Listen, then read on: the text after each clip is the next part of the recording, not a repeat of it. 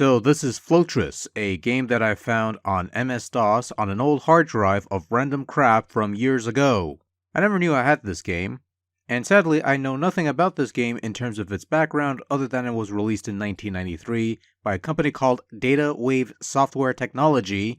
That's a mouthful. And apparently that's all the information I could find because Google search yields few relevant results. And so here we are. Released in 1993 courtesy of Data Wave Software Technology. You couldn't come up with a shorter name, seriously? But I digress. Floatris is a puzzle game that offers a twist on the traditional Tetris formula, the first being inverted gravity. Now blocks fall upwards instead of downwards. This innovative shift in physics changes the dynamics of puzzle games forever, as you have to relearn how to play this game of ascending blocks.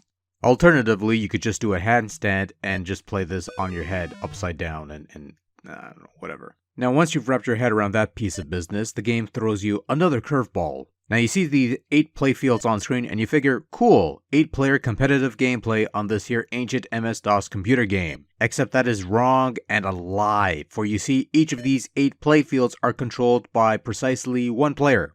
Yep, you not only have to contend with one well of blocks falling upwards, but you also have 7 more to deal with, all at the same time without a rest period. On top of all that, the game introduces non-Tetris block formations to mess with you, thus completing the rip-off brick game experience with a fancy gimmick that seems about as convoluted as it looks. Here's how control works in Floatris, people. The Z and X keys on the keyboard selects the well that you have control over, while the 4 and 6 keys on the numpad moves the blocks, the 5 key on the numpad rotates the piece, and the 8 key on the numpad does the speedy soft drop thing. Much like in traditional Tetris lore, you clear the well of blocks by forming complete lines, and as you progress through the waves, more pieces will drop in the various wells in greater frequency until you clear the 10th wave, which moves you to the next level, where you proceed to do the same thing over and over again until all 8 wells are completely filled and your game ends thusly. So when Tetris became a big deal, there were attempts to try and spice up the formula somewhat in later games, whether it be Bombliss, 3D Tetris, Tetris 2/Flash, whatever floats the boat, no pun intended. Floatris is perhaps one of the more unique ideas I've come across, in which you're given 8 playfields to control, all by your lonesome, and everything falls upwards. And I'll tell you what, on paper, it's a neat idea I wouldn't mind seeing somewhat attempted for the modern platforms. A variation of the new Tetris 99 game where you have 99 boards on screen, all controlled by a single player, that'd be pretty crazy actually. Then again, even 8 might be a bit overwhelming.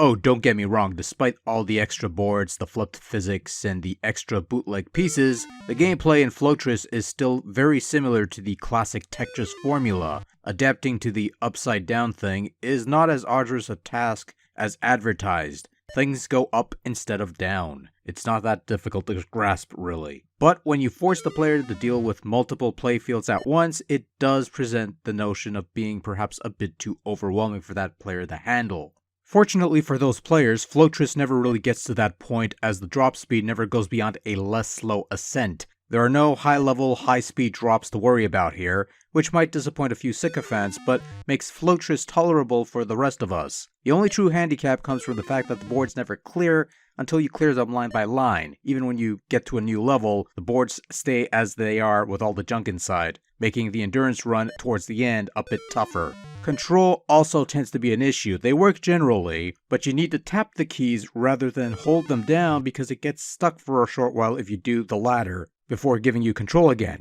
Whether this is a coding issue or a DOSBox issue, I don't know, but it is something worth bringing up and considering. Floatris bears a somewhat minimalist approach to its graphics, a grayish gradient backdrop with some colorful blocks and a basic font. It's a clean enough look to get the job done, and if nothing else, is a step above the earliest Tetris computer releases. As for sound, it's that old standby, the classic PC speaker noise, with beeps, bleeps, and annoying cackles to greet your block-clearing ways, and that's pretty much all I've got to say about that.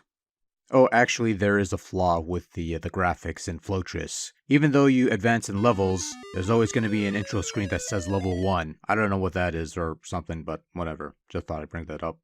Overall, Floatris is a somewhat unique approach to the Tetris formula that provides an interesting concept on paper that almost shines through in execution, only for it to be held back by some minor issues.